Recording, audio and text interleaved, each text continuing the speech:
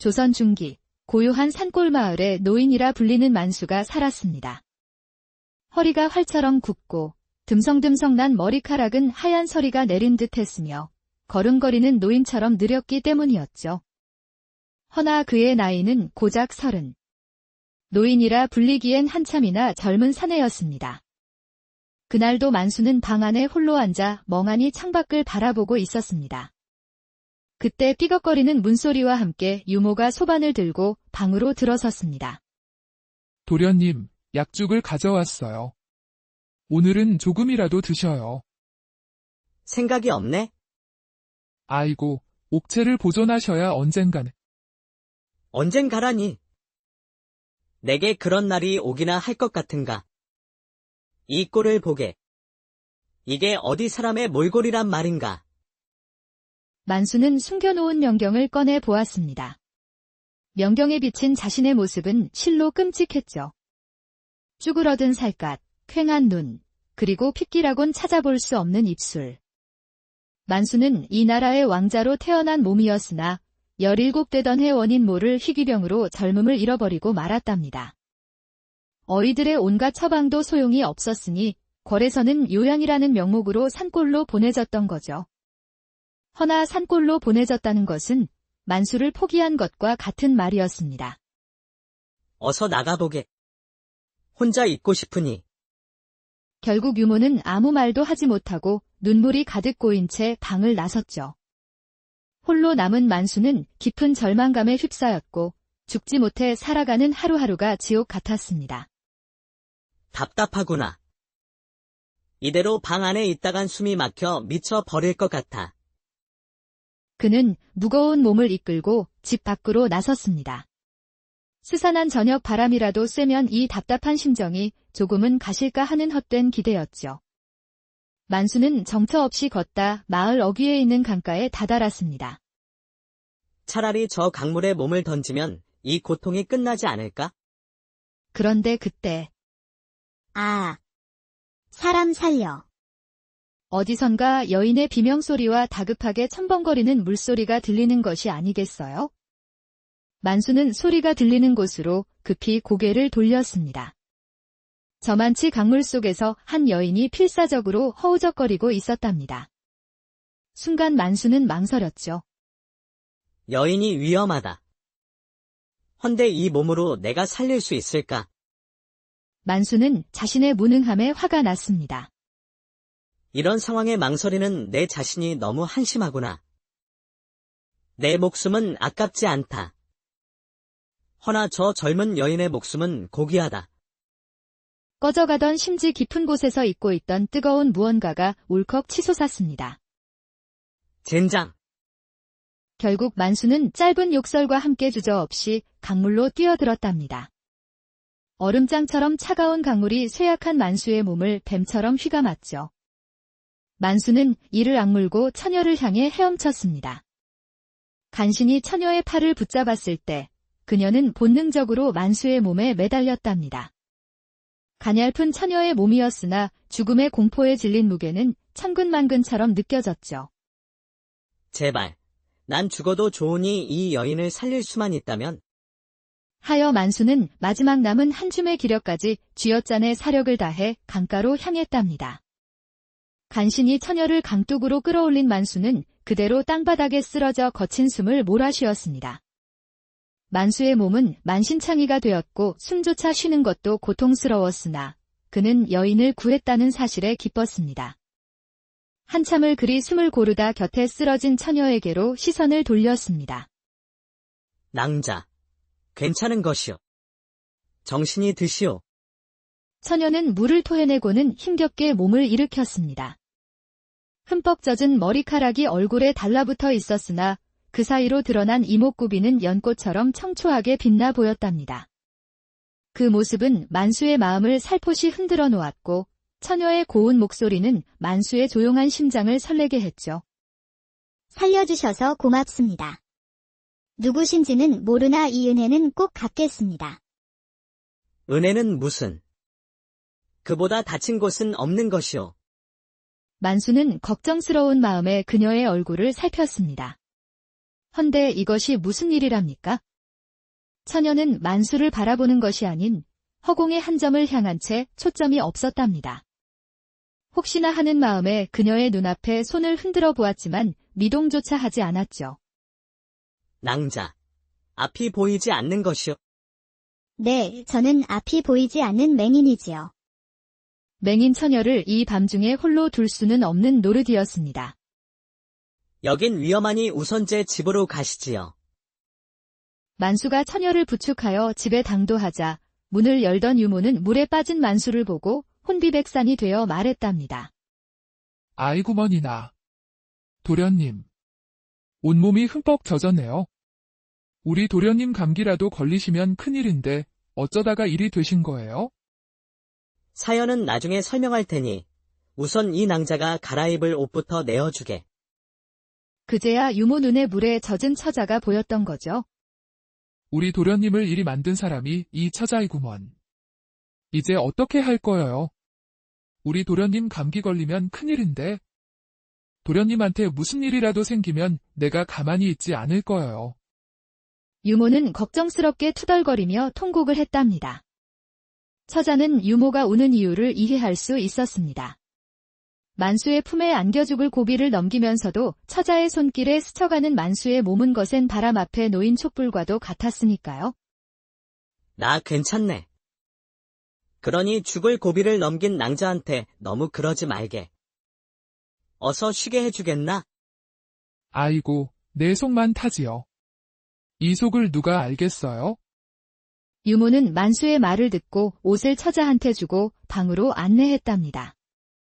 잠시 후 처자가 유모에게 말했습니다. 저를 만수 도련님께 데려가 주시오.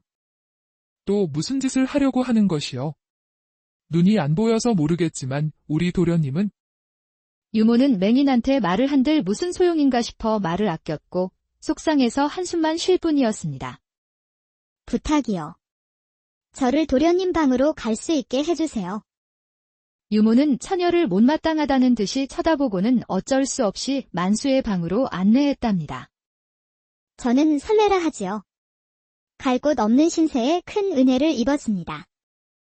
만수는 금방이라도 쓰러질 듯이 힘겹게 버티며 앉아 있었답니다. 그때 설레는 만수가 있는 쪽으로 고개를 돌리더니 나지막이 말했죠. 도련님의 기가 많이 약하게 느껴집니다. 겨울에 앙상한 나뭇가지처럼 그저 겨울이 깊어 잠들어 있는 듯 보입니다. 그 말을 듣는 순간 만수와 유모는 동시에 숨을 멈췄습니다. 제가 도련님의 몸을 치유해드리고 싶습니다. 안 돼요. 절대 안 되는구먼요. 우리 도련님이 어떤 분이신데. 만수와 설레는 완강한 유모의 반대에 더 이상 말을 할 수가 없었습니다. 그날 늦은 밤, 만수는 밤새 끙끙 앓았고 이른 아침이 되었지만 눈을 뜰 수가 없었답니다. 간밤에 차가운 강물에 뛰어든 탓인지 온몸은 솜에 물을 먹인 듯 무겁고 뼈마디가 쑤셔왔으며 숨조차 쉬는 것이 힘이 들었던 거죠. 그때 문밖에서 조심스럽게 자신을 부르는 유모의 목소리가 들렸습니다. 도련님, 일어나셨나며? 문을 열고 들어온 유모는 죽은 듯이 누워있는 만수를 보고 사색이 되었답니다. 유모는 만수의 이마를 짚어보며 안절부절 못했죠. 아이고, 도련님. 이마가 불덩어리 같네요. 어휴, 제가 가서 어이를 모시고 올게요. 그 처자가 뭐라고 아픈 몸으로 구해졌어요. 유모. 그 처자의 탓이 아닐세. 내 스스로 자초한 일인 것을. 만수는 어젯밤 설레가 남긴 말을 떠올렸습니다. 나무의 뿌리가 썩어 죽은 것이 아니라 그저 겨울이 깊어 잠들어 있을 뿐입니다. 숱한 어이들도 고개를 저으며 포기했던 자신의 몸을 앞 못 보는 처녀가 그리 단언했죠. 헛된 희망인 줄 알면서도 그 말이 자꾸만 귓가에 맴돌았습니다. 전 그런 것 모르겠고요. 어찌 근본도 모르는 떠돌이 계집을 집에 들일 수 있단 말이어요? 혹 도련님의 신분을 알고 해코지하려는 자일 수도 있지 않을까요? 유모의 의심은 꼬리에 꼬리를 물고 눈덩이처럼 커져만 갔답니다. 만수는 쓴웃음을 지으며 말했죠. 유모가 상상력이 풍부하구나. 지금의 내게 해를 가한들 무엇을 더 빼앗아 갈 수 있겠는가? 나는 이미 모든 것을 잃었어. 목숨도, 건강도, 사내로서의 삶도. 이제는 지푸라기라도 잡고 싶은 심정이구나. 그런데 그때 방 밖에 있던 설레가 조용히 입을 열었습니다. 잠시 들어가도 될까요? 들어오시오. 그녀는 두 사람의 대화를 모두 듣고 있었던 거죠. 도련님, 두 분의 염려를 모르는 바가 아닙니다. 다만 제게 반년의 시간을 주신다면 도련님의 은혜에 보답을 하고 싶습니다. 도련님. 이런 실없는 말을 듣고만 있을 거예요? 내로라 하는 의원들이 보았지만 어떤 차도도 없었잖아요. 비록 두 눈은 어두우나 손끝의 감각으로 사람의 혈과 기의 흐름을 읽을 수 있지요. 막혀있던 혈도를 뚫고 잠든 기운을 깨운다면 가능하다 생각이 듭니다. 설레의 목소리에는 한치의 흔들림도 없는 확신이 담겨 있었습니다. 만수는 말없이 설레를 바라보았습니다. 보이지 않는 눈으로 자신을 정확히 바라보고 있는 듯한 그 기묘한 눈빛의 만수는 생각했답니다. 잃을 것 없는 인생. 마지막 속는 셈치고 한번 시도는 해보고 싶구나. 좋소. 그리하도록 하지. 반년이요. 만약 내 몸이 낭자 말대로 낫지 않는다면 목숨을 내놓아야 할 것이야. 도련님. 너무 위험해요. 이 처녀가 누구인 줄 알고요? 만수는 유모의 만류를 손짓으로 막았습니다. 그날부터 설레의 치료가 시작되었죠. 설레는 뒷산에서 몇 가지 약초를 캐왔고 그것을 찧어 뜨거운 수건과 함께 만수의 등과 가슴에 올려놓았습니다. 향긋하고 따스한 기운이 온몸으로 퍼져나갔죠. 도련님, 잠시 윗도리를 벗어주시지요. 만수는 말없이 옷을 벗고 엎드렸습니다. 설레는 만수의 등에 가냘픈 손을 가만히 얹었습니다. 순간 묘한 짜릿함이 만수의 온몸을 휘감았죠. 만수는 처음 느껴보는 여인의 손길에 온몸은 서서히 반응하고 있었습니다. 허나 가늘고 부드러운 손이었으나 그 손길이 닿는 곳마다 마치 만수의 몸속을 꿰뚫어 보는 듯했죠. 폐와 심장을 두르는 기혈이 단단히 막혀 숨을 쉬는 것조차 갑갑하셨을 겁니다. 만수는 속으로 경악했습니다. 자신의 상태를 너무나 정확히 짚어냈으니까요. 설레는 품에서 작은 나무 상자를 꺼냈답니다. 그 안에는 길고 짧은 침들이 가지런히 놓여 있었죠. 옆에서 조마조마한 마음으로 지켜보던 유모가 기겁을 하고 소리쳤습니다. 뭐요? 침까지 놓으려는 것이요? 아이고, 도련님. 큰일이라도 나면 어찌하려고 그려요. 유모는 안절부절, 얼굴은 놀란 매기가 되어 있었답니다. 염려 마시오. 혈도를 다스리는 데에는 침술만 한 것이 없으니. 설레는 망설임 없이 침 하나를 뽑아 들고 만수의 등에 정확히 꽂아 넣었답니다. 따끔한 통증과 함께 오랫동안 고여있던 웅덩이에 돌멩이가 떨어진 듯 몸속 깊은 곳에서 무언가 툭하고 끊어지는 느낌이 들었던 거죠. 이어서 설레의 손길은 막힘없이 이어졌고 그때마다 만수의 몸에서는 미세한 전율과 함께 이제껏 느껴보지 못한 기운이 꿈틀거렸습니다. 만수는 아픔을 참으며 엎드린 채 자신을 치료하는 맹인 처녀의 기척에 모든 신경을 집중했죠.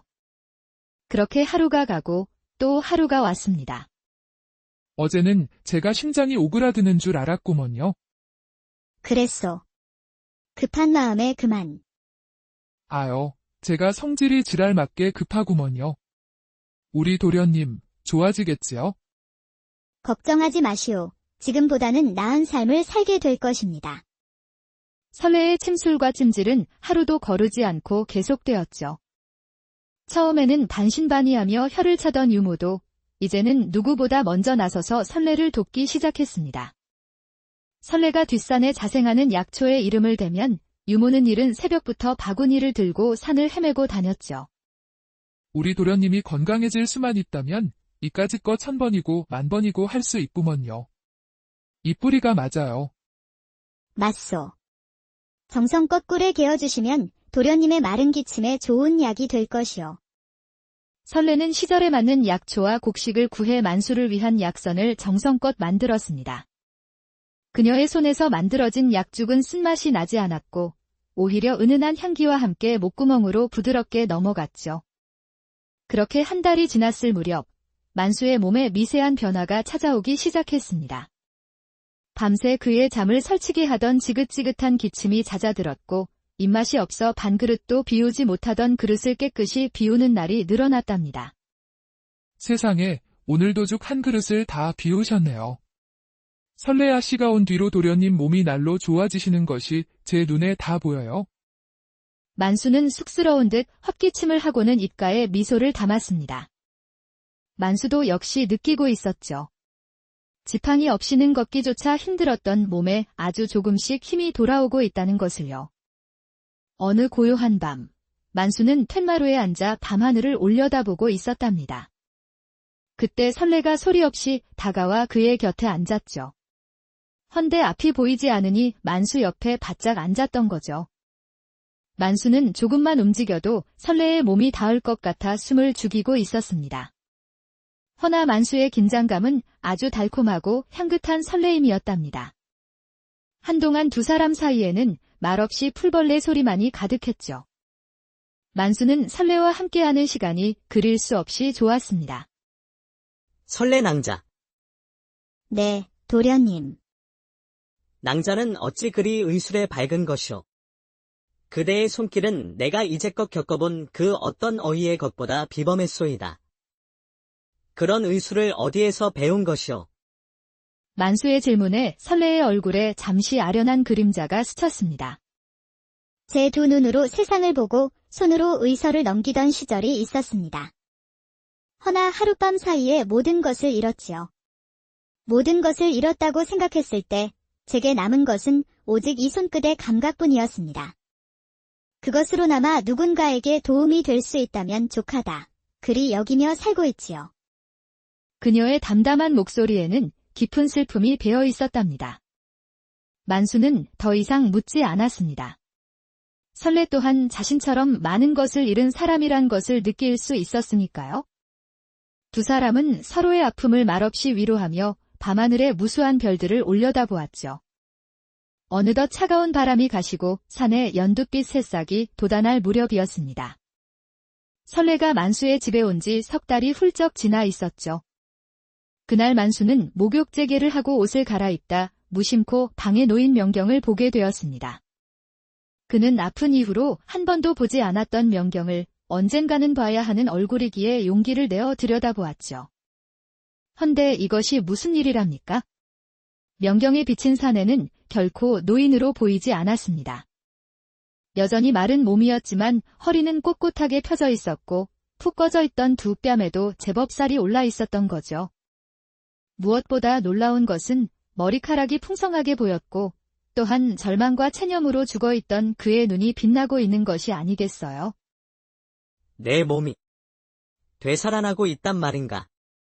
지난 10수년간 그를 올가매던 절망의 사슬이 소리 없이 끊어지는 순간이었습니다. 얼음장 같던 그의 마음에 맹인 처녀의 따스한 손길이 닿아 아주 작은 희망의 불씨를 지피고 있었던 것이었죠. 산천의 녹음이 짙어지고 아침 저녁으로 매미가 울기 시작할 무렵 설레가 집에 온 지 어느덧 반년이 다 되어갔습니다. 이제 만수는 설레가 장담한 것처럼 아주 건강한 사내가 되어 있었답니다. 그는 동이 트기 무섭게 일어나 마당으로 나섰습니다. 만수는 몸을 푸는 가벼운 활쏘기부터 시작으로 목검을 쥐고 서서히 동작을 연습했죠. 10수년 만에 잡아보는 목검이었으나 몸은 그 감각을 잊지 않았던지 목검을 잡은 손에 힘이 들어갔답니다. 그의 손에 들린 목검은 날카로운 바람 소리를 내며 허공을 갈랐습니다. 처음에는 서툴고 굼뜨던 몸놀림은 날이 갈수록 맹렬하고 절도 있는 왕실 무예의 형태로 변해갔죠. 땀이 비 오듯 흘러내려 그의 단단한 상체를 적셨지만 만수는 멈추지 않았습니다. 오히려 다시 살아있음을 증명하듯 더욱 거세게 목검을 휘둘렀죠. 유모는 툇마루에 앉아 눈물을 훔치며 그 광경을 바라보았습니다. 세상에, 이제 우리 도련님 장가 가셔도 되겠구먼. 이제 만수만 보면 도망가기 바빴던 마을 처녀들도 엉덩이를 흔들며 만수한테 관심을 보이기 시작했답니다. 우리 도련님이 어떤 분이신데 너희들은 어림 반푼어치도 없구먼. 유모는 동네 처녀들이 만수한테 했던 행동들을 너무도 잘 알고 있었습니다. 여보게들, 어제 어떤 사내가 뒷산에서 집채만 한 소나무를 도끼질 몇 번에 쓰러뜨리는 것을 봤는가? 그 노인이었던 만수가 맞는 것이요. 맞을 것이요. 그 집에 맹인 처자가 들어온 뒤로 그리 되었다지. 필시 그 처자가 평범한 처자가 아닐 것이요. 도깨비에 홀렸거나 아니면 산신령의 가호를 받은 것이 아니고서야 그렇게 변할 수는 없지. 만수는 그런 소문 따위에는 아랑곳하지 않았습니다. 그의 세상에는 오직 설레와 하루가 다르게 강해지는 자신뿐이었으니까요. 그리고 만수는 설레의 눈이 되어 산과 들로 산책을 했답니다. 설레 낭자, 지금 우리가 서 있는 이 언덕에는 온갖 들꽃이 만발해 있지요. 붉은 것도 있고 노란 것도 있고 나비들은 쌍을 쥐어 춤을 추듯 날아다니는구려. 들립니다. 도련님. 꽃들이 바람에 흔들리는 소리도 나비의 작은 날갯짓 소리도요. 그리고 도련님의 목소리를 통해 세상에서 가장 아름다운 풍경을 보는 듯하여 좋습니다. 만수는 설레의 말에 가슴 한구석이 간질간질, 심장이 꿈틀거렸답니다. 만수는 설레의 손을 가만히 잡고는 속삭였죠. 난 당신을 내 마음에 담았소. 도련님, 그 말씀은 이제 건강을 찾았으니 욕심이 나는구려. 난 당신을 연모하고 있소. 설레는 만수의 말에 그 어떤 것도 대답할 수가 없었답니다. 마침내 약속했던 반년이 되던 날, 만수는 완전히 다른 사람으로 다시 태어났습니다. 굽었던 허리는 하늘을 찌를 듯 꼿꼿이 펴졌고 쭈그러들었던 피부는 구릿빛으로 건강하게 빛났죠. 움츠려 있던 어깨는 당당하게 펼쳐졌으며 희끗하던 머리는 다시 검고 풍성해졌습니다. 무엇보다 그의 눈빛에서는 누구도 함부로 범접할 수 없는 완가의 위엄이 흘러나왔답니다. 이제 노인 만수는 온데간데없고 그 자리에는 강인한 장수와 같은 사내가 서 있었죠. 허나 행복이 충만한 순간 불행은 소리 없이 등 뒤로 바짝 다가오고 있다는 사실을 그 누구도 인지하지 못했습니다. 그날 오후 마을에 험상궂은 왈패 대여섯 명이 말을 타고 마을 어귀에 나타난 것이었습니다. 그들은 길 가던 촌부를 붙잡고 위협적으로 물었죠. 이봐, 영감. 이 마을에 눈먼 계집 하나가 굴러 들어왔다고 하던데 듣자니 용한 의술을 부린다는 소문이 있더군. 그 맹인이 사는 집이 어디냐? 저는 잘 모르는 일입니다요. 귓구멍이 막혔나? 바른 대로 고하지 않으면 내 놈의 팔다리를 분질러 놓겠다. 결국 촌부는 공포에 질려 손가락으로 산기슭에 있는 만수의 집을 가리키고 말았습니다. 왈패 대장은 비릿한 웃음을 흘리더니 말머리를 돌려곧장 만수의 집을 향해 움직이기 시작했죠. 왈패들은 말에서 내리더니 거침없이 만수의 집 대문을 발로 뻥 차고 들어섰습니다. 그 기세에 놀란 유모가 부엌에서 다급히 뛰쳐나왔죠. 뭐 하는 놈들이여. 여긴 당신들 같은 왈패들이 함부로 드나들 곳이 아니구먼. 왈패 대장은 코웃음을 치며 유모를 가볍게 밀쳤습니다. 유모는 맥없이 마당에 주저앉고 말았죠. 아주는 빠져 있어. 우리는 이 집에 사는 맹인 계집에게 볼 일이 있으니 순순히 내놓으면 목숨만은 살려주지. 그때 집안에서 낮고 차가운 목소리가 울려 퍼졌습니다. 내 집에서 내 사람에게 무슨 짓들이냐. 모두의 시선이 소리가 들려온 곳으로 향했답니다. 팻마루 그늘 속에서 만수가 천천히 모습을 드러냈죠. 왈패들은 순간 당황한 기색이 역력했습니다. 사람들에게 듣기로는 병에 걸려 골골대는 노인이라 했는데 눈앞에 나타난 사내는 태산처럼 늠름하고 그 눈빛은 칼날처럼 서슬이 퍼런 장수와도 같았기 때문입니다. 웬 놈이냐? 이 집 주인이라는 노인네는 어디 가고? 그 노인네는 이제 없으니 용건이 있다면 내게 말하거라. 흥, 기세는 좋구나. 우리는 이 집에 숨어있는 맹인 계집을 데리러 왔다. 윗분의 명이시다. 윗분. 그 여인은 내 사람이다.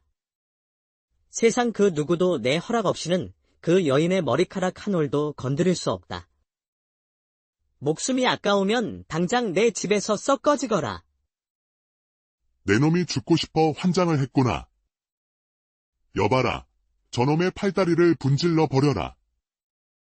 대장의 말이 떨어지기 무섭게 왈패들이 함성을 지르며 만수에게 달려들었습니다.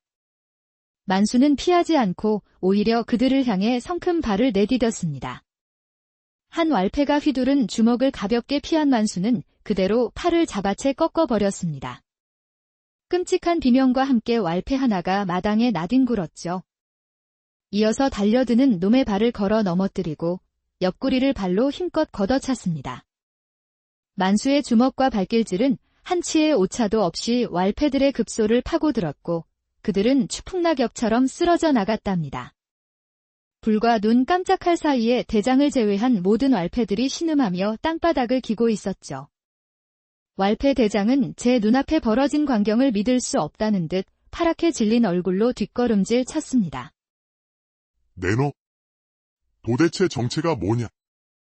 내 집에서 당장 꺼지라고 했을 텐데. 왈패 대장은 교활한 눈빛을 번뜩이며 외쳤습니다. 이놈, 무의 솜씨가 보통이 아니구나. 하지만 어쩔 테냐? 그는 만수를 스쳐 지나 재빨리 집 안으로 뛰어 들어갔습니다.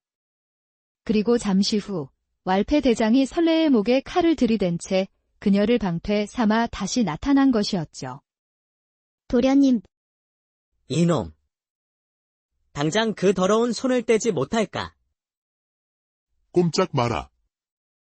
한 발짝이라도 움직이는 순간 이 계집의 목숨은 없는 줄 알아라. 내 놈이 아무리 빨라도 내 칼보다는 빠르지 못할걸. 쓰러져 있던 왈패들이 그 틈을 타주섬주섬 일어나 대장의 뒤로 모여들었습니다. 그들은 설레를 인질 삼아 천천히 대문 쪽으로 뒷걸음질 쳤죠. 이 계집을 되찾고 싶다면 쥐 죽은 듯 기다리고 있거라. 머지않아 윗분께서 친히 너를 부르실 테니 말이다. 그 말만 남기고 왈패들은 설레를 말에 거칠게 태워 순식간에 마을을 빠져나갔습니다. 텅 빈 마당에는 무력감에 휩싸인 만수와 겁에 질린 유모만이 남아있었죠. 만수는 주먹을 굳게 쥔 채 왈패들이 사라진 쪽을 노려보았습니다. 도련님, 어찌하면 좋아요?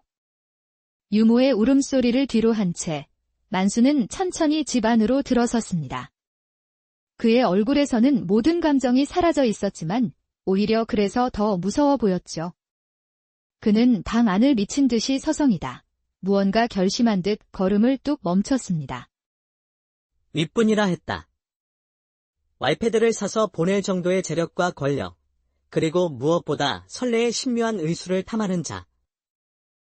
왕실에서나 사용하는 귀한 침을 다루던 솜씨, 약초에 대한 해박한 지식, 그리고 의서를 넘기던 시절이 있었다던 아련한 고백까지. 흩어져 있던 조각들이 그의 머릿속에서 하나의 그림으로 맞춰지는 순간 그의 눈이 번뜩였습니다.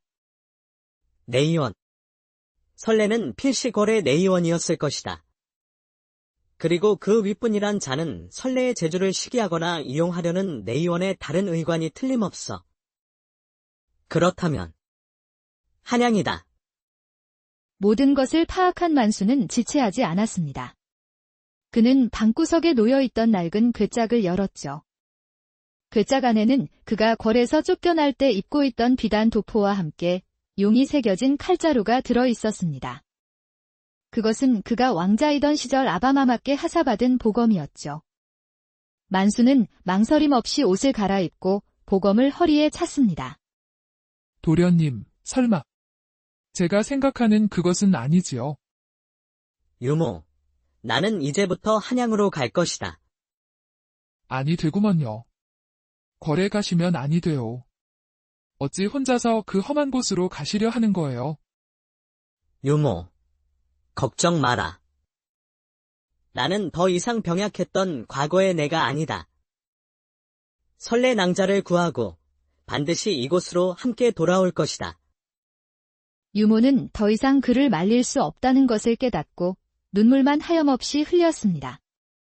한편 왈패들에게 끌려온 설레는 한양 근교의 외딴 저택에 갇히게 되었습니다. 잠시 후 비단옷을 차려입은 중년 사내가 방으로 들어섰죠. 바로 내의원의 수장, 최 의원이었습니다. 오랜만이구나, 설애야. 내가 이런 모습으로 내 앞에 다시 서게 될 줄은 몰랐는데. 최 의원. 어찌하여냐 묻는 것이냐. 내 그 신묘한 재주가 필요해졌기 때문이다. 내가 나를 제치고 어의 자리를 넘보던 내 그 재주 말이다. 허나 한 번에 내년에 눈이 멀어주어 내가 이 자리에 올랐지. 역시. 당신이 내 눈을. 내가 오를 어의 자리를 내년한테 뺏기게 생겼는데 보고만 있을 수는 없지. 지금 주상 전하께서 내가 고쳤던 그 왕자와 똑같은 병증으로 쓰러지셨다. 내 모든 의술을 동원해도 차도가 없어. 그러니 어서 그 병을 고치는 비법을 내놓아라. 어차피 내년은 눈이 멀어 의술을 행할 수도 없지 않느냐. 드디어 모든 진실이 밝혀지는 순간이었습니다. 최 의원은 자신의 무능을 감추고 선래의 공을 가로채기 위해 이런 짓을 벌인 것이었죠. 차라리 저를 죽이시지요. 소인배의 손에 제 의술이 더럽혀지는 것을 보느니 기꺼이 죽음을 택하겠습니다. 인연이 아직도 정신을 못 차렸구나. 좋다. 내 그 고고한 주둥이가 얼마나 버티는지 보자꾸나. 여봐라. 전현을 당장 지하 뇌옥에 가두고 입을 열 때까지 물 한 모금 주지 말 거라. 최 의원의 불호령에 설레는 거칠게 지하 감옥으로 끌려 내려갔습니다. 한편 이틀 밤낮을 쉼없이 달려온 만수는 마침내 한양에 당도했습니다. 만수는 무작정 관하나 의원으로 향하지 않았습니다. 대신 온갖 장사치들과 한량, 하인들이 모여드는 저작거리의 가장 큰 주막으로 향했죠. 그런 곳이야말로 소문이 모이고 흩어지는 장소임을 그는 잘 알고 있었습니다. 만수는 주막의 가장 구석진 자리에 앉아 국밥 한 그릇을 시켜놓고 조용히 귀를 기울였답니다. 한참을 그리 앉아 있었을 때 옆자리 사내들의 대화가 그의 귀에 날아와 박혔습니다. 젠장할, 최 의원 나으리 때문에 이게 무슨 고생이라. 그깟 맹인 계집 하나 때문에 며칠째 집에도 못 들어가고 저택 경비를 서야 하니 말이야. 말이 많다. 윗분들의 일에 함부로 입을 놀리는 게 아니오. 그나저나 그 계집, 독하기가 아주 뱀 같더군. 지하 뇌옥에 가둬놓고 굶겨도 입 한번 번긋하지 않는다던가? 만수의 손에 들려있던 숟가락이 순간 멈칫했습니다. 최 의원, 맹인 계집, 그리고 지하 뇌옥. 그가 찾던 모든 정보가 그들의 대화 속에 있었죠. 만수는 국밥값을 상위에 내려놓고는 두 사내의 뒤를 조용히 밟기 시작했습니다.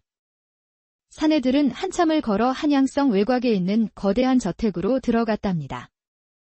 담장이 높고 곳곳에 칼을 찬 경비들이 서 있는 것이 한눈에 봐도 평범한 양반의 집이 아니었죠. 만수는 저택의 위치를 확인한 뒤 어둠이 내리기를 기다렸습니다. 달빛마저 구름에 가려진 칠흑 같은 밤, 정문과 후문은 물론 담벼락 위까지 삼엄한 경비가 오가고 있었죠. 허나 그에게 높은 담장은 더 이상 장애물이 되지 못했습니다. 만수는 한 마리 흑호랑이처럼 소리 없이 담벼락을 타고 올랐고 가볍게 담을 넘어 저택 안으로 잠입했습니다. 그는 그림자 속에 몸을 숨긴 채 경비들의 움직임을 파악했답니다. 저택의 가장 후미진 곳, 유독 다른 건물과 떨어져 있는 석조 건물이 그의 눈에 들어왔죠. 다른 곳의 경비들은 순찰을 돌며 자리를 비우기도 했으나 오직 그 건물 앞을 지키는 두 사내만은 꼼짝도 하지 않았던 거죠. 찾았다. 지하 뇌옥은 필시 저곳일 것이다. 만수는 소리 없이 그곳으로 다가갔고 인기척을 느낀 경비들이 칼을 뽑아들며 외쳤죠. 누구냐? 어느 놈이 감히 이곳에? 그때 만수는 한치의 망설임도 없이 한 놈의 목덜미를 손날로 강하게 내리치고 동시에 다른 놈의 명치에 정확히 발길질을 꽂아 넣었습니다. 하는 소리와 함께 두 명의 경비는 그대로 정신을 잃고 쓰러졌죠. 만수는 쓰러진 경비들을 어둠 속으로 끌어다 눕힌 뒤 무거운 철문 앞으로 섰습니다. 그는 두 손으로 빗장을 붙잡고 온몸의 기를 끌어모아 힘을 주었답니다. 우드득. 오래된 나무 빗장이 부서지는 소리와 함께 문이 열렸습니다. 문을 열자 축축하고 퀴퀴한 곰팡내와 함께 어두운 지하로 향하는 계단이 드러났죠. 만수는 그 어둠 속을 향해 애타는 목소리로 외쳤습니다. 설레 낭자. 내가 왔소. 안에 있는 것이오. 만수의 외침이 어둠 속으로 메아리치자 잠시 후 저 안쪽 구석에서 가냘프고 희미한 목소리가 들려왔습니다. 도련님, 정말 도련님이십니까? 그 목소리에 만수의 심장이 쿵 내려앉았죠. 만수는 횃불도 없이 오직 목소리가 들려오는 방향을 향해 어둠 속을 더듬으며 나아갔습니다. 안을 들여다보니 선례가 집더미 위에 힘없이 쓰러져 있는 것이 아니겠어요. 만수의 심장은 갈기갈기 찢겨나가는 듯 고통스러웠답니다. 조선 중기, 고요한 산골 마을에 노인이라 불리는 만수가 살았습니다. 허리가 활처럼 굽고 듬성듬성 난 머리카락은 하얀 서리가 내린 듯 했으며 걸음걸이는 노인처럼 느렸기 때문이었죠. 허나 그의 나이는 고작 30. 노인이라 불리기엔 한참이나 젊은 사내였습니다. 그날도 만수는 방 안에 홀로 앉아 멍하니 창밖을 바라보고 있었습니다. 그때 삐걱거리는 문소리와 함께 유모가 소반을 들고 방으로 들어섰습니다. 도련님, 약죽을 가져왔어요. 오늘은 조금이라도 드셔요. 생각이 없네. 아이고, 옥체를 보존하셔야 언젠가는. 언젠가라니. 내게 그런 날이 오기나 할 것 같은가. 이 꼴을 보게. 이게 어디 사람의 몰골이란 말인가. 만수는 숨겨놓은 명경을 꺼내 보았습니다. 명경에 비친 자신의 모습은 실로 끔찍했죠. 쭈그러든 살갗, 퀭한 눈, 그리고 핏기라곤 찾아볼 수 없는 입술. 만수는 이 나라의 왕자로 태어난 몸이었으나 17되던 해 원인 모를 희귀병으로 젊음을 잃어버리고 말았답니다. 어이들의 온갖 처방도 소용이 없었으니 궐에서는 요양이라는 명목으로 산골로 보내졌던 거죠. 허나 산골로 보내졌다는 것은 만수를 포기한 것과 같은 말이었습니다. 어서 나가보게. 혼자 있고 싶으니. 결국 유모는 아무 말도 하지 못하고 눈물이 가득 고인 채 방을 나섰죠. 홀로 남은 만수는 깊은 절망감에 휩싸였고 죽지 못해 살아가는 하루하루가 지옥 같았습니다. 답답하구나. 이대로 방 안에 있다간 숨이 막혀 미쳐 버릴 것 같아. 그는 무거운 몸을 이끌고 집 밖으로 나섰습니다. 스산한 저녁 바람이라도 쐬면 이 답답한 심정이 조금은 가실까 하는 헛된 기대였죠. 만수는 정처 없이 걷다 마을 어귀에 있는 강가에 다다랐습니다. 차라리 저 강물에 몸을 던지면 이 고통이 끝나지 않을까? 그런데 그때 아, 사람 살려. 어디선가 여인의 비명소리와 다급하게 첨벙거리는 물소리가 들리는 것이 아니겠어요? 만수는 소리가 들리는 곳으로 급히 고개를 돌렸습니다. 저만치 강물 속에서 한 여인이 필사적으로 허우적거리고 있었답니다. 순간 만수는 망설였죠. 여인이 위험하다. 헌데 이 몸으로 내가 살릴 수 있을까? 만수는 자신의 무능함에 화가 났습니다. 이런 상황에 망설이는 내 자신이 너무 한심하구나. 내 목숨은 아깝지 않다. 허나 저 젊은 여인의 목숨은 고귀하다. 꺼져가던 심지 깊은 곳에서 잊고 있던 뜨거운 무언가가 울컥 치솟았습니다. 젠장. 결국 만수는 짧은 욕설과 함께 주저없이 강물로 뛰어들었답니다. 얼음장처럼 차가운 강물이 쇠약한 만수의 몸을 뱀처럼 휘감았죠. 만수는 이를 악물고 처녀를 향해 헤엄쳤습니다. 간신히 처녀의 팔을 붙잡았을 때 그녀는 본능적으로 만수의 몸에 매달렸답니다. 가냘픈 처녀의 몸이었으나 죽음의 공포에 질린 무게는 천근만근처럼 느껴졌죠. 제발, 난 죽어도 좋으니 이 여인을 살릴 수만 있다면. 하여 만수는 마지막 남은 한 줌의 기력까지 쥐어짠의 사력을 다해 강가로 향했답니다. 간신히 처녀를 강둑으로 끌어올린 만수는 그대로 땅바닥에 쓰러져 거친 숨을 몰아쉬었습니다. 만수의 몸은 만신창이가 되었고 숨조차 쉬는 것도 고통스러웠으나 그는 여인을 구했다는 사실에 기뻤습니다. 한참을 그리 숨을 고르다 곁에 쓰러진 처녀에게로 시선을 돌렸습니다. 낭자, 괜찮은 것이오. 정신이 드시오. 처녀는 물을 토해내고는 힘겹게 몸을 일으켰습니다.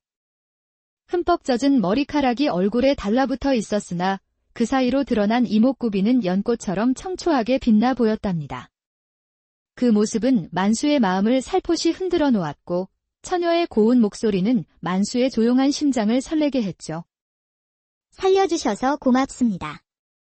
누구신지는 모르나 이 은혜는 꼭 갚겠습니다. 은혜는 무슨? 그보다 다친 곳은 없는 것이오. 만수는 걱정스러운 마음에 그녀의 얼굴을 살폈습니다. 헌데 이것이 무슨 일이랍니까? 처녀는 만수를 바라보는 것이 아닌 허공의 한 점을 향한 채 초점이 없었답니다. 혹시나 하는 마음에 그녀의 눈앞에 손을 흔들어 보았지만 미동조차 하지 않았죠. 낭자, 앞이 보이지 않는 것이오. 네, 저는 앞이 보이지 않는 맹인이지요. 맹인 처녀를 이 밤중에 홀로 둘 수는 없는 노릇이었습니다. 여긴 위험하니 우선 제 집으로 가시지요. 만수가 처녀를 부축하여 집에 당도하자 문을 열던 유모는 물에 빠진 만수를 보고 혼비백산이 되어 말했답니다. 아이구머니나. 도련님. 온몸이 흠뻑 젖었네요. 우리 도련님 감기라도 걸리시면 큰일인데 어쩌다가 일이 되신 거예요? 사연은 나중에 설명할 테니 우선 이 낭자가 갈아입을 옷부터 내어주게. 그제야 유모 눈에 물에 젖은 처자가 보였던 거죠. 우리 도련님을 이리 만든 사람이 이 처자이구먼. 이제 어떻게 할 거예요? 우리 도련님 감기 걸리면 큰일인데. 도련님한테 무슨 일이라도 생기면 내가 가만히 있지 않을 거예요. 유모는 걱정스럽게 투덜거리며 통곡을 했답니다. 처자는 유모가 우는 이유를 이해할 수 있었습니다. 만수의 품에 안겨 죽을 고비를 넘기면서도 처자의 손길에 스쳐가는 만수의 몸은 거센 바람 앞에 놓인 촛불과도 같았으니까요. 나 괜찮네. 그러니 죽을 고비를 넘긴 낭자한테 너무 그러지 말게. 어서 쉬게 해주겠나? 아이고, 내 속만 타지요. 이 속을 누가 알겠어요? 유모는 만수의 말을 듣고 옷을 처자한테 주고 방으로 안내했답니다. 잠시 후 처자가 유모에게 말했습니다. 저를 만수 도련님께 데려가 주시오. 또 무슨 짓을 하려고 하는 것이요? 눈이 안 보여서 모르겠지만 우리 도련님은 유모는 맹인한테 말을 한들 무슨 소용인가 싶어 말을 아꼈고 속상해서 한숨만 쉴 뿐이었습니다. 부탁이요. 저를 도련님 방으로 갈 수 있게 해주세요. 유모는 처녀를 못마땅하다는 듯이 쳐다보고는 어쩔 수 없이 만수의 방으로 안내했답니다. 저는 설레라 하지요. 갈 곳 없는 신세에 큰 은혜를 입었습니다. 만수는 금방이라도 쓰러질 듯이 힘겹게 버티며 앉아 있었답니다. 그때 설레는 만수가 있는 쪽으로 고개를 돌리더니 나지막이 말했죠. 도련님의 기가 많이 약하게 느껴집니다. 겨울에 앙상한 나뭇가지처럼 그저 겨울이 깊어 잠들어 있는 듯 보입니다. 그 말을 듣는 순간 만수와 유모는 동시에 숨을 멈췄습니다. 제가 도련님의 몸을 치유해드리고 싶습니다. 안 돼요.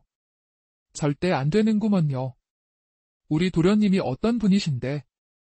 만수와 설레는 완강한 유모의 반대에 더 이상 말을 할 수가 없었습니다. 그날 늦은 밤, 만수는 밤새 끙끙 앓았고 이른 아침이 되었지만 눈을 뜰 수가 없었답니다. 간밤에 차가운 강물에 뛰어든 탓인지 온몸은 솜에 물을 먹인 듯 무겁고 뼈마디가 쑤셔왔으며 숨조차 쉬는 것이 힘이 들었던 거죠. 그때 문밖에서 조심스럽게 자신을 부르는 유모의 목소리가 들렸습니다. 도련님, 일어나셨나며?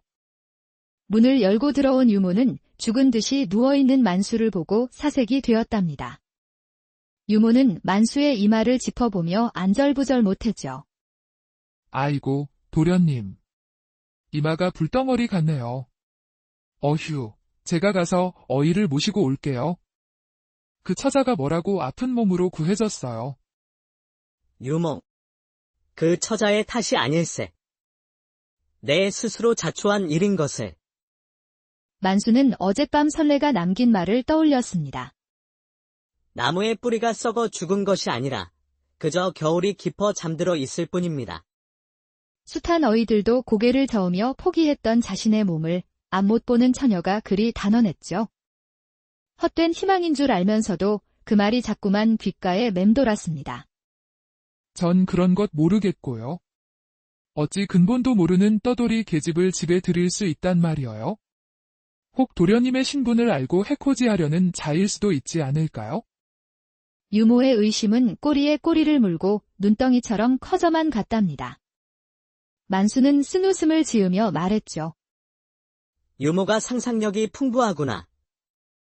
지금의 내게 해를 가한들 무엇을 더 빼앗아 갈 수 있겠는가? 나는 이미 모든 것을 잃었어. 목숨도, 건강도, 사내로서의 삶도. 이제는 지푸라기라도 잡고 싶은 심정이구나. 그런데 그때 방 밖에 있던 설레가 조용히 입을 열었습니다. 잠시 들어가도 될까요? 들어오시오. 그녀는 두 사람의 대화를 모두 듣고 있었던 거죠. 도련님, 두 분의 염려를 모르는 바가 아닙니다. 다만 제게 반년의 시간을 주신다면 도련님의 은혜에 보답을 하고 싶습니다. 도련님. 이런 실없는 말을 듣고만 있을 거예요? 내로라 하는 의원들이 보았지만 어떤 차도도 없었잖아요. 비록 두 눈은 어두우나 손끝의 감각으로 사람의 혈과 기의 흐름을 읽을 수 있지요. 막혀있던 혈도를 뚫고 잠든 기운을 깨운다면 가능하다 생각이 듭니다. 설레의 목소리에는 한치의 흔들림도 없는 확신이 담겨 있었습니다. 만수는 말없이 설레를 바라보았습니다. 보이지 않는 눈으로 자신을 정확히 바라보고 있는 듯한 그 기묘한 눈빛의 만수는 생각했답니다. 잃을 것 없는 인생. 마지막 속는 셈치고 한번 시도는 해보고 싶구나. 좋소. 그리하도록 하지. 반년이요. 만약 내 몸이 낭자 말대로 낫지 않는다면 목숨을 내놓아야 할 것이야. 도련님. 너무 위험해요. 이 처녀가 누구인 줄 알고요? 만수는 유모의 만류를 손짓으로 막았습니다. 그날부터 설레의 치료가 시작되었죠. 설레는 뒷산에서 몇 가지 약초를 캐왔고 그것을 찧어 뜨거운 수건과 함께 만수의 등과 가슴에 올려놓았습니다. 향긋하고 따스한 기운이 온몸으로 퍼져나갔죠. 도련님, 잠시 윗도리를 벗어주시지요. 만수는 말없이 옷을 벗고 엎드렸습니다. 설레는 만수의 등에 가냘픈 손을 가만히 얹었습니다. 순간 묘한 짜릿함이 만수의 온몸을 휘감았죠. 만수는 처음 느껴보는 여인의 손길에 온몸은 서서히 반응하고 있었습니다. 허나 가늘고 부드러운 손이었으나 그 손길이 닿는 곳마다 마치 만수의 몸속을 꿰뚫어 보는 듯했죠. 폐와 심장을 두르는 기혈이 단단히 막혀 숨을 쉬는 것조차 갑갑하셨을 겁니다. 만수는 속으로 경악했습니다. 자신의 상태를 너무나 정확히 짚어냈으니까요. 설레는 품에서 작은 나무 상자를 꺼냈답니다. 그 안에는 길고 짧은 침들이 가지런히 놓여 있었죠. 옆에서 조마조마한 마음으로 지켜보던 유모가 기겁을 하고 소리쳤습니다. 뭐요? 침까지 놓으려는 것이요? 아이고, 도련님. 큰일이라도 나면 어찌하려고 그려요. 유모는 안절부절, 얼굴은 놀란 매기가 되어 있었답니다. 염려 마시오. 혈도를 다스리는 데에는 침술만 한 것이 없으니. 설레는 망설임 없이 침 하나를 뽑아 들고 만수의 등에 정확히 꽂아 넣었답니다. 따끔한 통증과 함께 오랫동안 고여있던 웅덩이에 돌멩이가 떨어진 듯 몸속 깊은 곳에서 무언가 툭하고 끊어지는 느낌이 들었던 거죠. 이어서 설레의 손길은 막힘없이 이어졌고 그때마다 만수의 몸에서는 미세한 전율과 함께 이제껏 느껴보지 못한 기운이 꿈틀거렸습니다. 만수는 아픔을 참으며 엎드린 채 자신을 치료하는 맹인 처녀의 기척에 모든 신경을 집중했죠. 그렇게 하루가 가고 또 하루가 왔습니다. 어제는 제가 심장이 오그라드는 줄 알았구먼요. 그랬소. 급한 마음에 그만.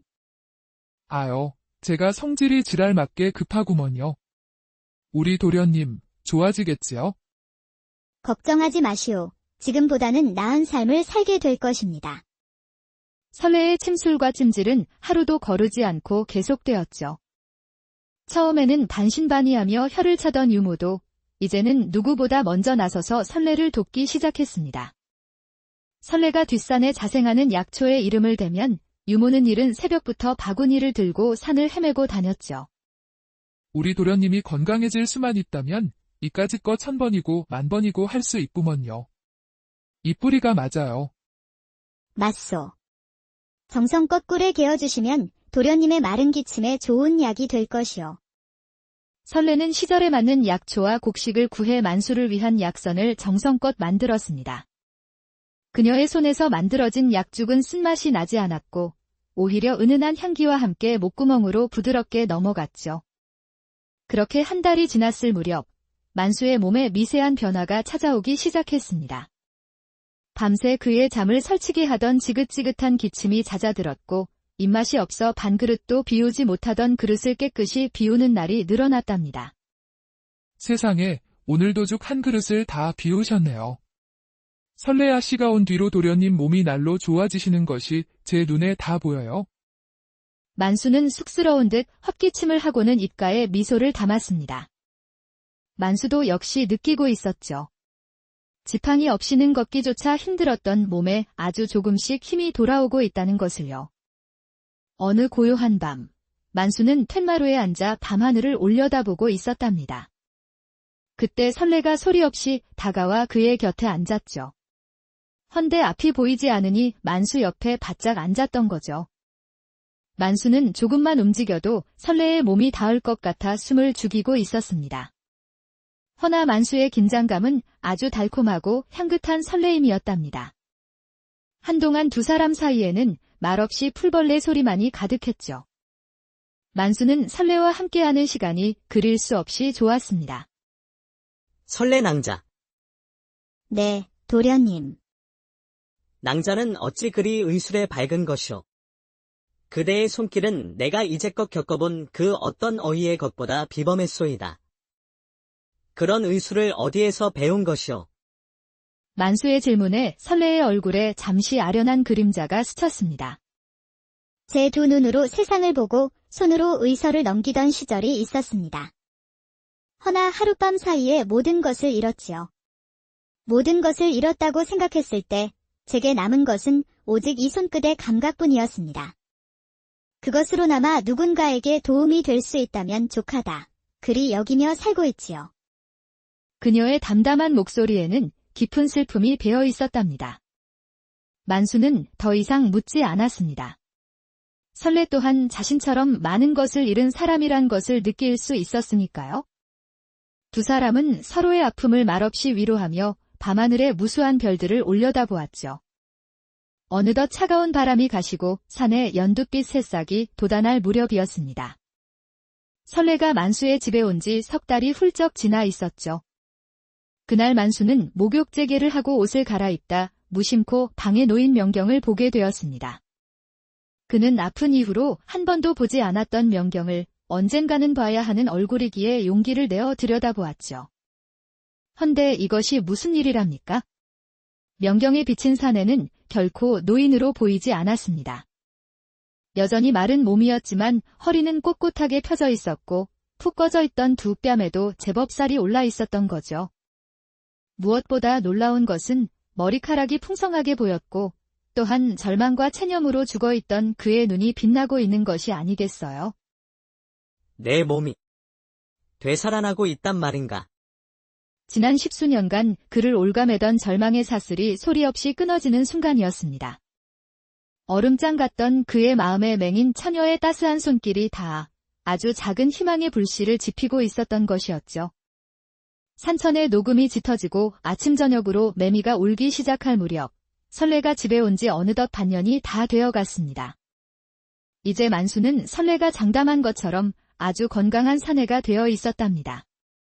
그는 동이 트기 무섭게 일어나 마당으로 나섰습니다. 만수는 몸을 푸는 가벼운 활쏘기부터 시작으로 목검을 쥐고 서서히 동작을 연습했죠. 10수년 만에 잡아보는 목검이었으나 몸은 그 감각을 잊지 않았던지 목검을 잡은 손에 힘이 들어갔답니다. 그의 손에 들린 목검은 날카로운 바람 소리를 내며 허공을 갈랐습니다. 처음에는 서툴고 굼뜨던 몸놀림은 날이 갈수록 맹렬하고 절도 있는 왕실무예의 형태로 변해갔죠. 땀이 비 오듯 흘러내려 그의 단단한 상체를 적셨지만 만수는 멈추지 않았습니다. 오히려 다시 살아있음을 증명하듯 더욱 거세게 목검을 휘둘렀죠. 유모는 툇마루에 앉아 눈물을 훔치며 그 광경을 바라보았습니다. 세상에. 이제 우리 도련님 장가가셔도 되겠구먼. 이제 만수만 보면 도망가기 바빴던 마을 처녀들도 엉덩이를 흔들며 만수한테 관심을 보이기 시작했답니다. 우리 도련님이 어떤 분이신데 너희들은 어림 반푼어치도 없구먼. 유모는 동네 처녀들이 만수한테 했던 행동들을 너무도 잘 알고 있었습니다. 여보게들, 어제 어떤 사내가 뒷산에서 집채만 한 소나무를 도끼질 몇 번에 쓰러뜨리는 것을 봤는가? 그 노인이었던 만수가 맞는 것이요. 맞을 것이요. 그 집에 맹인 처자가 들어온 뒤로 그리 되었다지. 필시 그 처자가 평범한 처자가 아닐 것이요. 도깨비에 홀렸거나 아니면 산신령의 가호를 받은 것이 아니고서야 그렇게 변할 수는 없지. 만수는 그런 소문 따위에는 아랑곳하지 않았습니다. 그의 세상에는 오직 설레와 하루가 다르게 강해지는 자신뿐이었으니까요. 그리고 만수는 설레의 눈이 되어 산과들로 산책을 했답니다. 설레 낭자. 지금 우리가 서 있는 이 언덕에는 온갖 들꽃이 만발해 있지요. 붉은 것도 있고 노란 것도 있고 나비들은 쌍을 쥐어 춤을 추듯 날아다니는구려. 들립니다. 도련님. 꽃들이 바람에 흔들리는 소리도 나비의 작은 날갯짓 소리도요. 그리고 도련님의 목소리를 통해 세상에서 가장 아름다운 풍경을 보는 듯하여 좋습니다. 만수는 설레의 말에 가슴 한구석이 간질간질, 심장이 꿈틀거렸답니다. 만수는 설레의 손을 가만히 잡고는 속삭였죠. 난 당신을 내 마음에 담았소. 도련님, 그 말씀은 이제 건강을 찾았으니 욕심이 나는구려. 난 당신을 연모하고 있소. 설레는 만수의 말에 그 어떤 것도 대답할 수가 없었답니다. 마침내 약속했던 반년이 되던 날, 만수는 완전히 다른 사람으로 다시 태어났습니다. 굽었던 허리는 하늘을 찌를 듯 꼿꼿이 펴졌고 쭈그러들었던 피부는 구릿빛으로 건강하게 빛났죠. 움츠려 있던 어깨는 당당하게 펼쳐졌으며 희끗하던 머리는 다시 검고 풍성해졌습니다. 무엇보다 그의 눈빛에서는 누구도 함부로 범접할 수 없는 왕가의 위엄이 흘러나왔답니다. 이제 노인 만수는 온데간데없고 그 자리에는 강인한 장수와 같은 사내가 서 있었죠. 허나 행복이 충만한 순간 불행은 소리 없이 등 뒤로 바짝 다가오고 있다는 사실을 그 누구도 인지하지 못했습니다. 그날 오후 마을의 험상궂은 왈패 대여섯 명이 말을 타고 마을 어귀에 나타난 것이었습니다. 그들은 길 가던 총부를 붙잡고 위협적으로 물었죠. 이봐, 영감. 이 마을에 눈먼 계집 하나가 굴러 들어왔다고 하던데 듣자니 용한 의술을 부린다는 소문이 있더군. 그 맹인이 사는 집이 어디냐? 저는 잘 모르는 일입니다요. 귓구멍이 막혔나? 바른 대로 고하지 않으면 내 놈의 팔다리를 분질러 놓겠다. 결국 촌부는 공포에 질려 손가락으로 상기슬게 있는 만수의 집을 가리키고 말았습니다. 왈패 대장은 비릿한 웃음을 흘리더니 말머리를 돌려곧장 만수의 집을 향해 움직이기 시작했죠. 왈패들은 말에서 내리더니 거침없이 만수의 집 대문을 발로 뻥 차고 들어섰습니다. 그 기세에 놀란 유모가 부엌에서 다급히 뛰쳐나왔죠. 뭐 하는 놈들이요. 여긴 당신들 같은 왈패들이 함부로 드나들 곳이 아니구먼. 왈패 대장은 코웃음을 치며 유모를 가볍게 밀쳤습니다. 유모는 맥없이 마당에 주저앉고 말았죠. 아주는 빠져 있어.